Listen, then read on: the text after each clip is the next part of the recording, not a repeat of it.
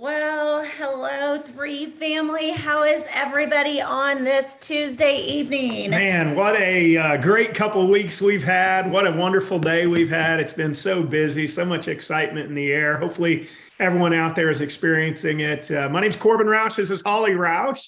For those of you that knew, I know we've been sending out a lot of this meeting tonight or this Zoom tonight to a lot of guests. So we want to introduce ourselves and also be able to introduce our special guest tonight. So we're tuning in from Tulsa, Oklahoma. I don't know where in the world each of y'all are tuning in from, but how great is it to be a part of THREE, a brand new company that's a global company around the world. And we're just getting started. We're just 2 weeks into this, launched on February 20th. And Corbin and I just have the pleasure of bringing somebody on, and I'm going to make sure that she gets her camera on. We're going to make sure she's unmuted. I think most of you guys know who this is because we have, we said a mystery guest, but we weren't so mystery. And so Kim, you're able to unmute and undo your camera on your own because I made you a co-host.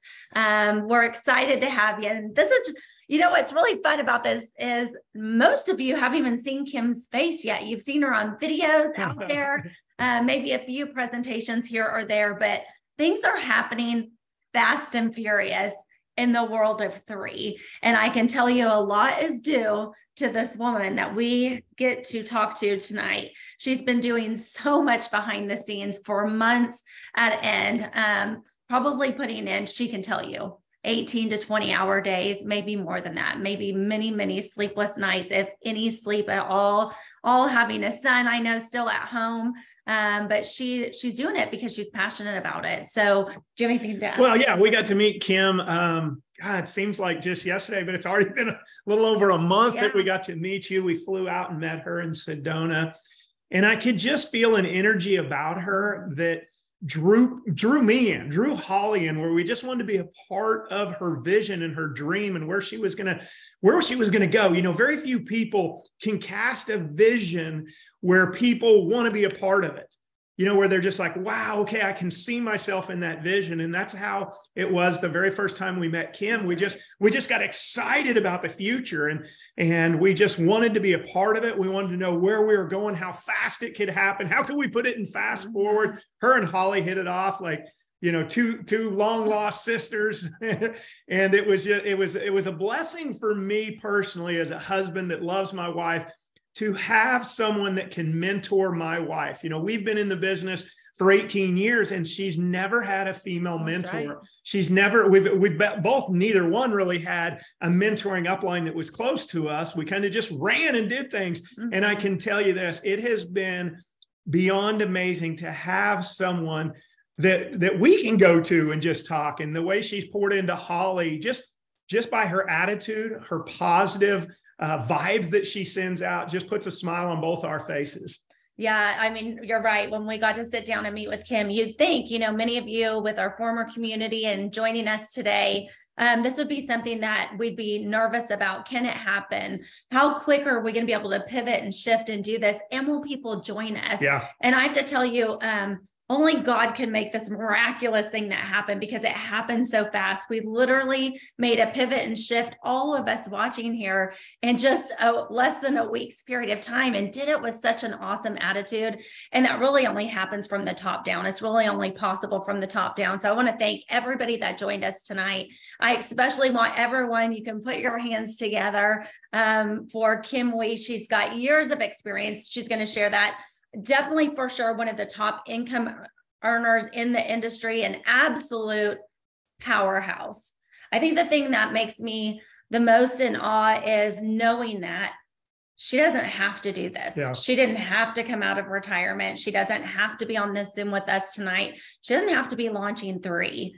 But I can't wait, just like y'all can't wait. So y'all are like, can y'all stop for a minute and let's turn it over? So everyone, I want you to cheer on Kim Wee, all the way from LA. She's tuning in, has homes in Sedona as well. And Kim, I just love for you to share with everyone just a little bit about you and your story and how you found network marketing.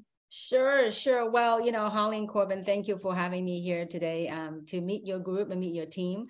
I think seeing how you guys pivoted in circumstances that came our way, just like the society last couple of years, and see how you pivoted, it speaks volume of who you both are in your leadership and in your ability to lead, as well as more importantly to serve the team. And so I'm very grateful, blessed to have you on the team on board with us on this incredible THREE platform. And THREE, as a matter of fact, it's kind of interesting now. I see in social media and people are doing like this now, THREE, right? Three. So anyway, I'm excited to meet your team here today and to share a little bit about myself, and we'll take it from there. And so basically, I got involved in the direct selling industry 30 years ago.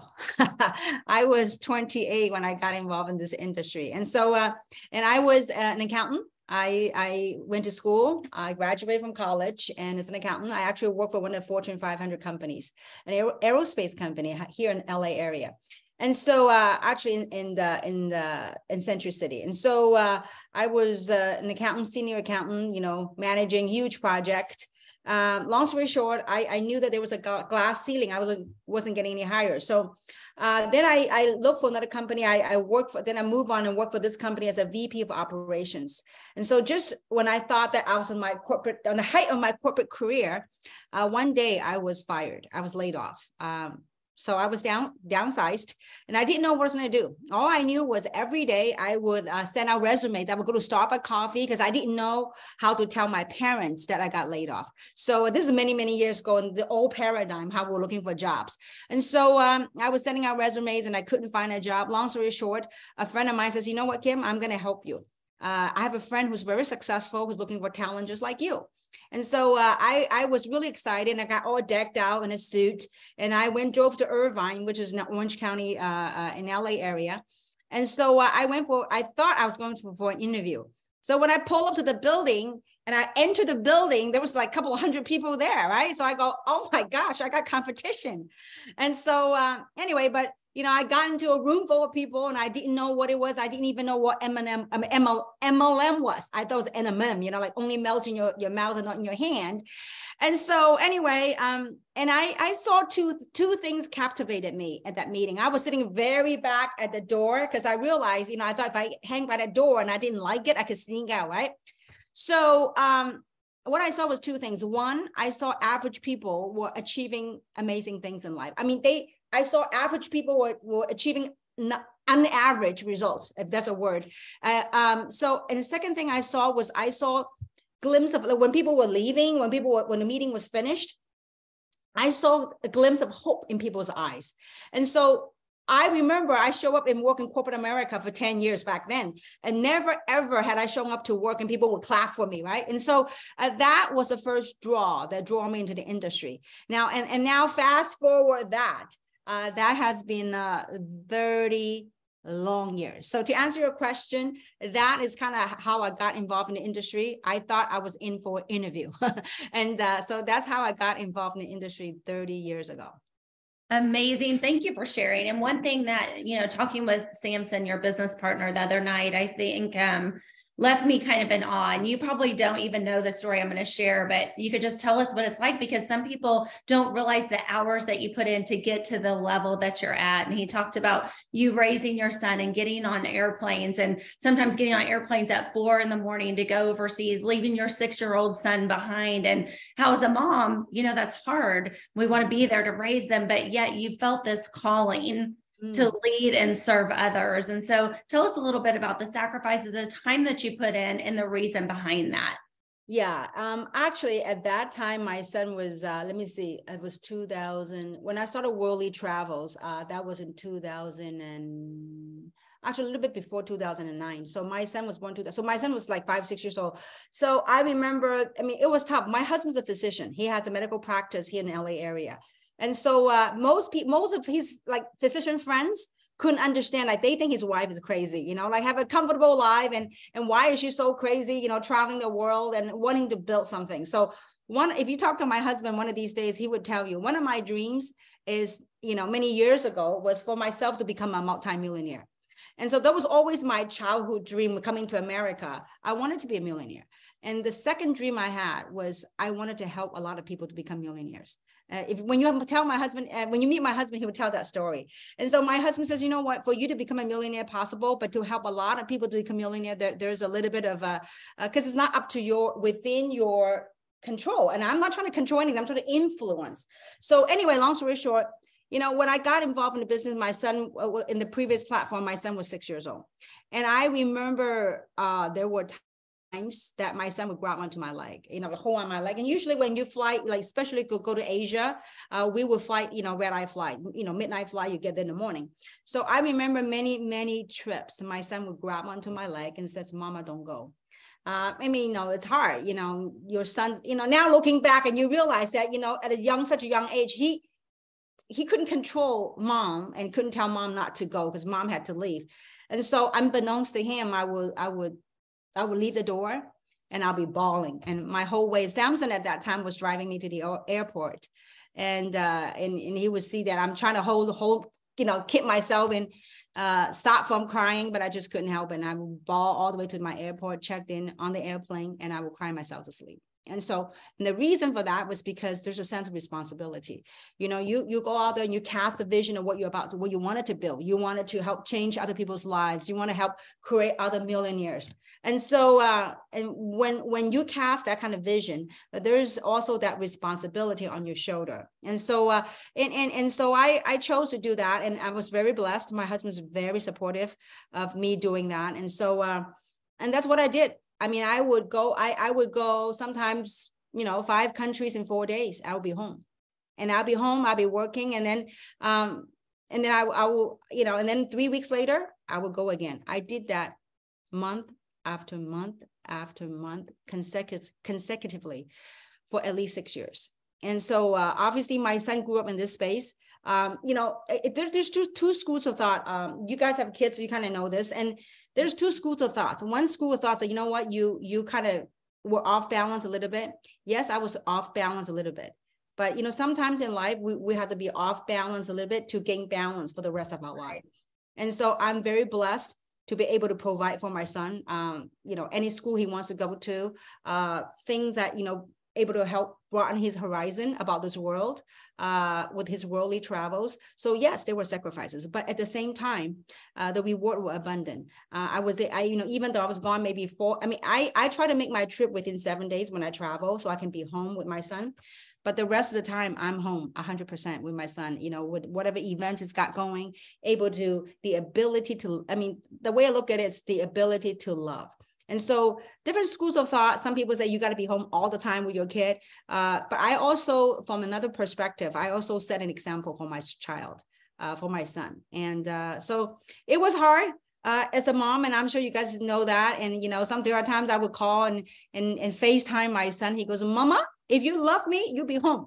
Oh, that's so I know. And he's upstairs right now. He's 19 years old doing film and very talented, very gifted. And so, yeah. And I explained to him why mom has to work and why mom is doing what mom is doing. And so, yeah. That's awesome. And I'm sure, answer, but yeah. I'm sure looking back, I'm sure he's so proud to watch what you've done because you set that vision and goal and you stuck to it. It'd be so easy. It would be so easy to say no. It'd be so easy to back out and stay home and let other people take care of it. But when you put that out there, the responsibility, but then it's sharing with your son. And when your son sees that work ethic and he sees that dream and vision, I have to imagine that's exactly what he's doing and walking out in his life today as a result. Absolutely. Like my son is you know, doing films right now. And, you know, when you enter college apps and all the stuff, I read some of his stories and some of the thesis. I knew that all those sacrifices were worth it because he would talk about mom's work ethics. Awesome. He would talk about, I mean, it's just very touching. And sometimes, you know, they don't express it to you. And I get to read his college app and I go, oh my God, thank you, son. You know, right. Yeah, that's what we always say. Kids are watching, and kids are watching parents set goals. They're seeing them work together. They're seeing them make sacrifices. And, you know, you're a testament to, you just don't get in and you become a millionaire. You got to put in the work. You got to be willing to go out there and have a little imbalance. You got to be willing to make a sacrifice. You know, we used to always say, you're going to have to give up a little to potentially get a lot. But the up of this business is so fantastic. So kind of leads me to the next question. This one is, to me, she's on the hot seat. Yeah, guys. You're on the hot seat. Okay, I'm ready. You know, you quite honestly, financially, you didn't have to do this, but there's more than just financially. I understand that. There's a drive, there's a passion, there's the calling to be able to help other people and watch other people rise up. The money sometimes, you know, you get in for the money, but that kind of becomes secondary once you start growing in this business and raising people up and seeing their dreams come true. But with that aside, you could have gone to any company out there. You could have gone to a 20-year-old company, a 10-year-old company, a 1-month-old company, and had massive success, because success leaves clues, and the biggest clues you've left is you're going to have success wherever you go. So what made you want to launch THREE? Be a brand new startup company? What's going on in there that you're like, I'm willing to be a part of a startup and have startup issues, startup problems, but why? Well, that's a great question. It's a loaded question. We could probably talk for hours, but I'll try to streamline it. Okay. So,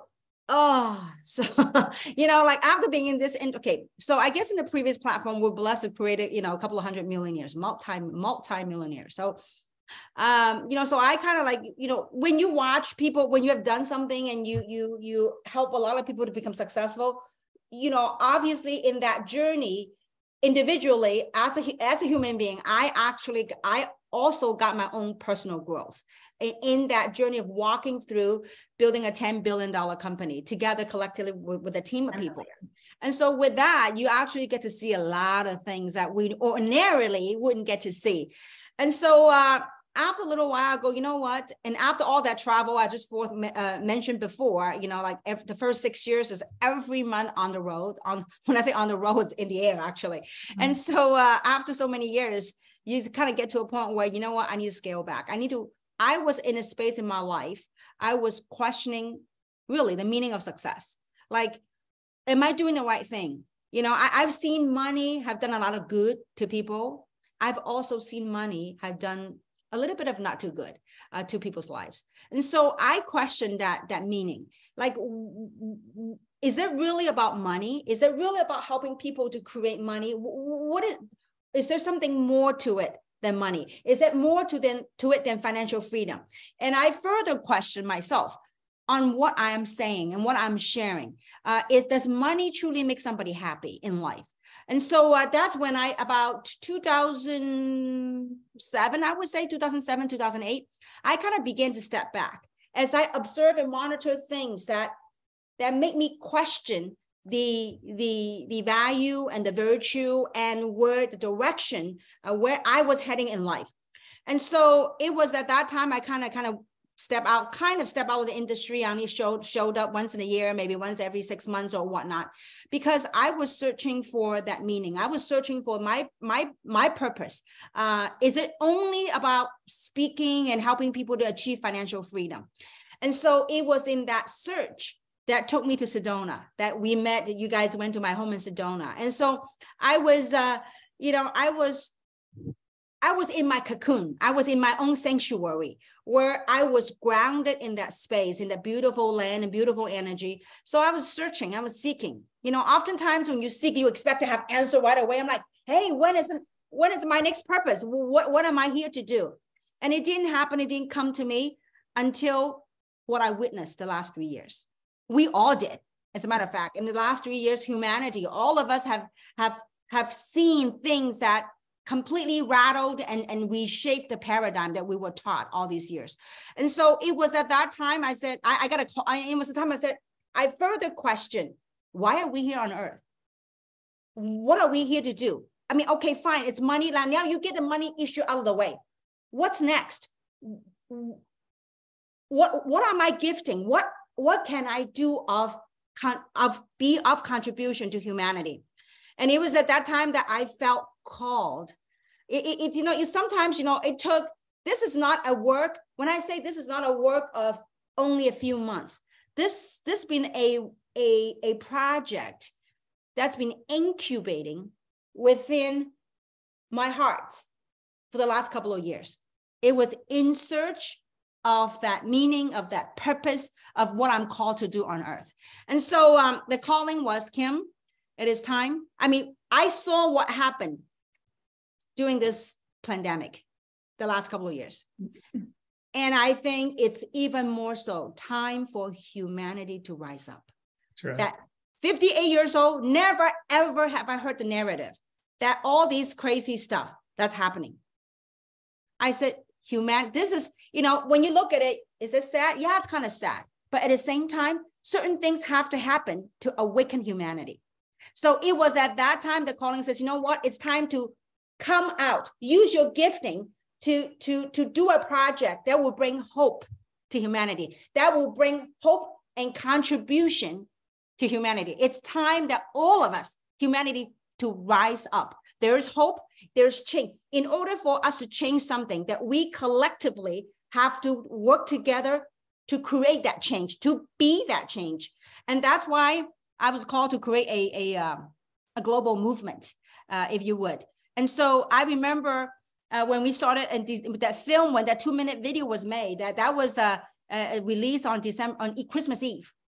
Okay, and so that message was really about rising up, that all of us to do something in a time that we're living in right now. And so the calling and the messaging was, we need to come together in this global movement, because what's happening last couple of years is not only impacting the United States of America, it's impacting the world. And so, and I knew my gifting was not to run a company. Many people, some of my leaders say, Kim, you know, you need to own your own company and we'll follow you. I said, I know my gift. My gift is not to be a CEO. My gift is not to run a company. My gift is to share through my experiences. And some of the things, and obviously the last 30 years, what I've witnessed in this industry is I've witnessed a lot of beautiful stuff.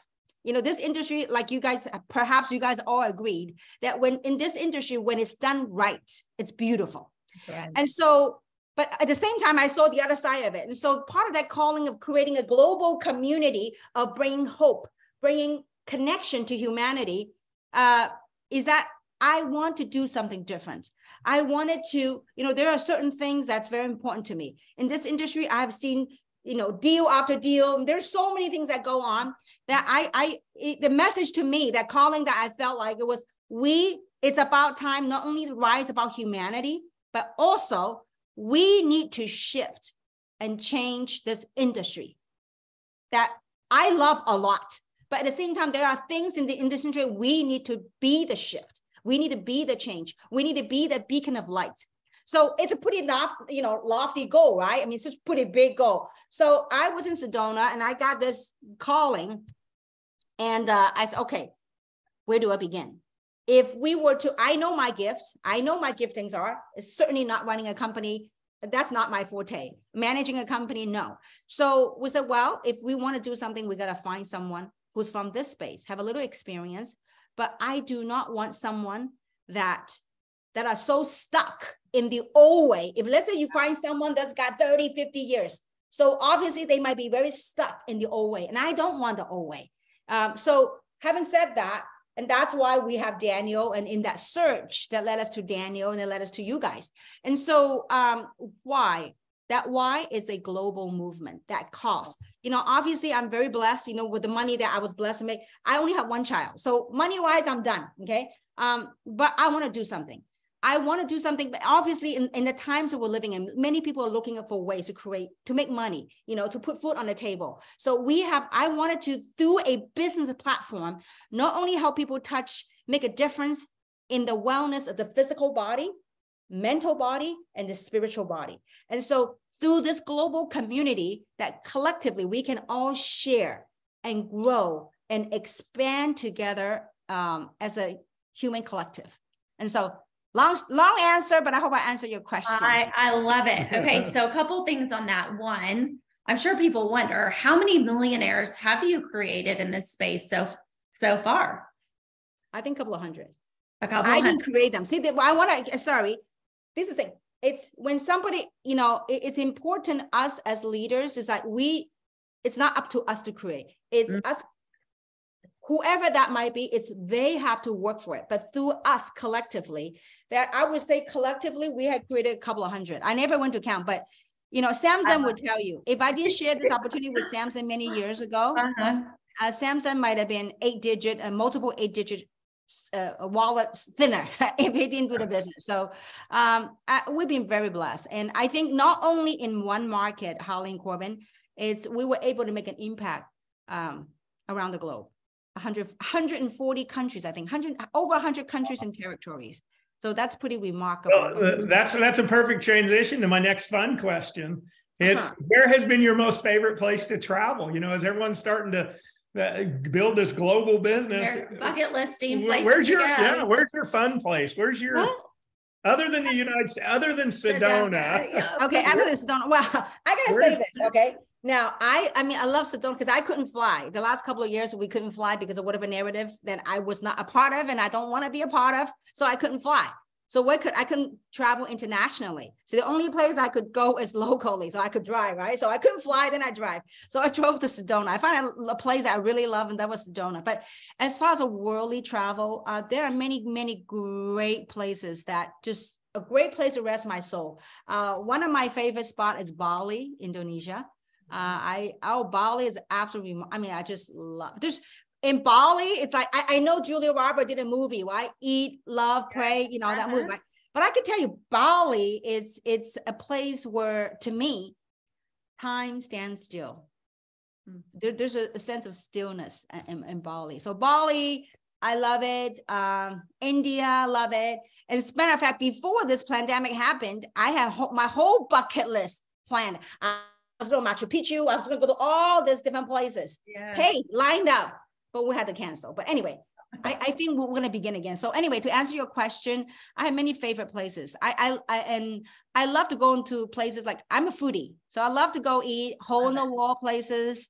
I like to dine in a million-year-old cave with fine dining, fine wine, but I can also dine in a hole in the wall. So many great places. By the way, I'm going to travel again now. Now the world's beginning to kind of open up.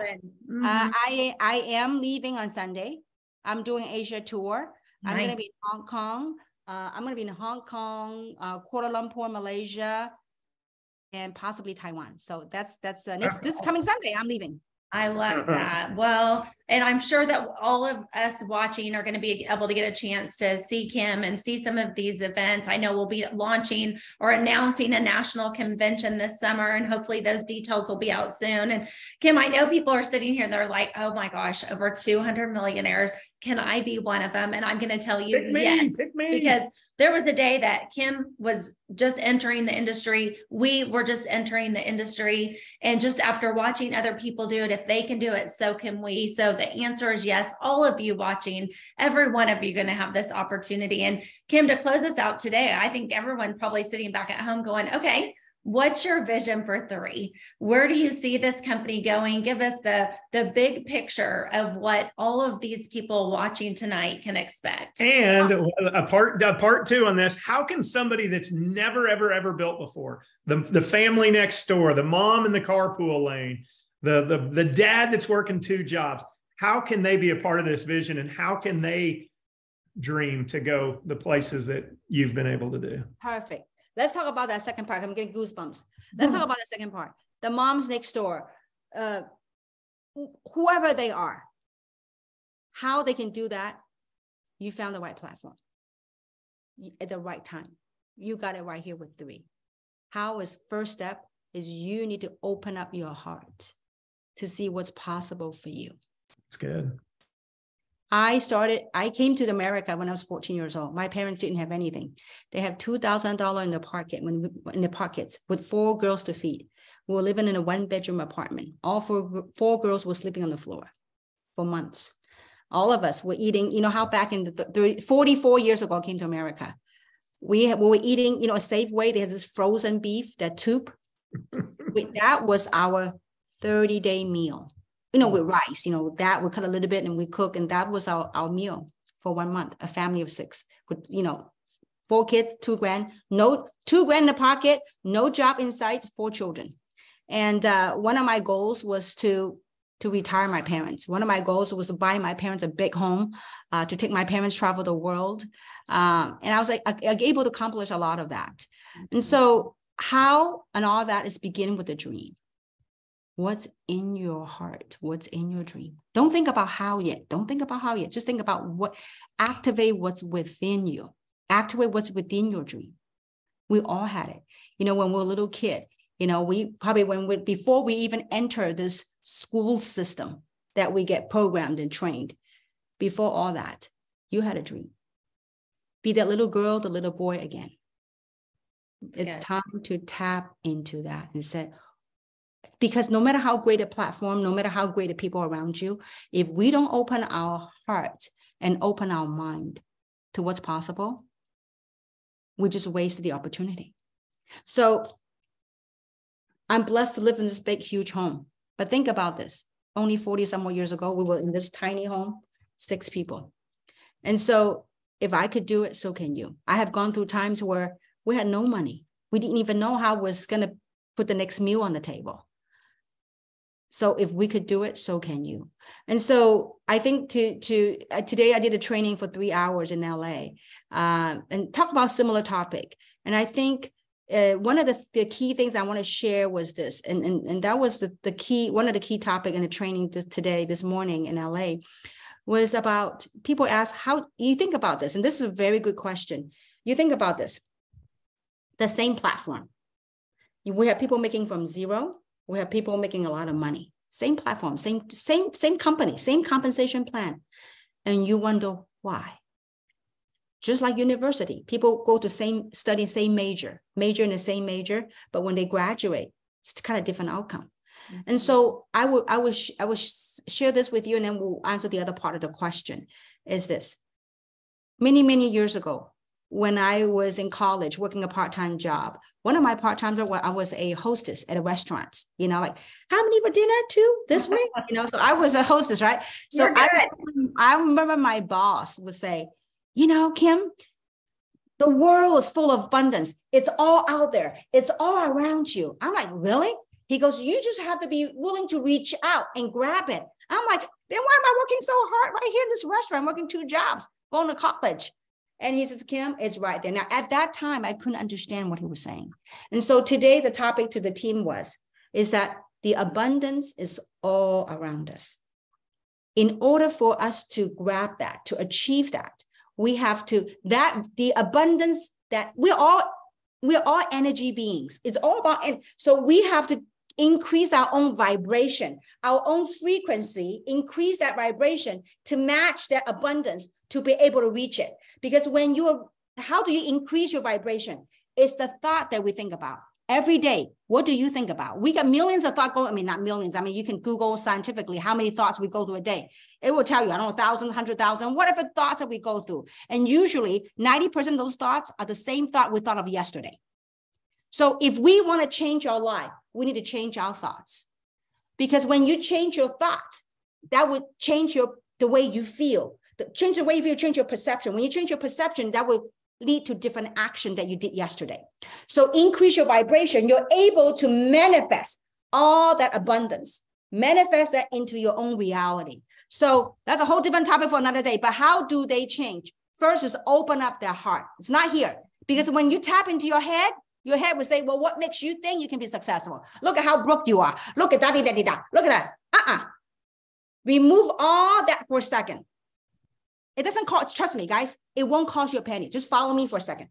Remove whatever thought, whatever paradigm, whatever conditioning you were taught or you were told that was not possible. Remove that. Okay. Now, for 1 second, enter that space and ask yourself, what is it you really want in life?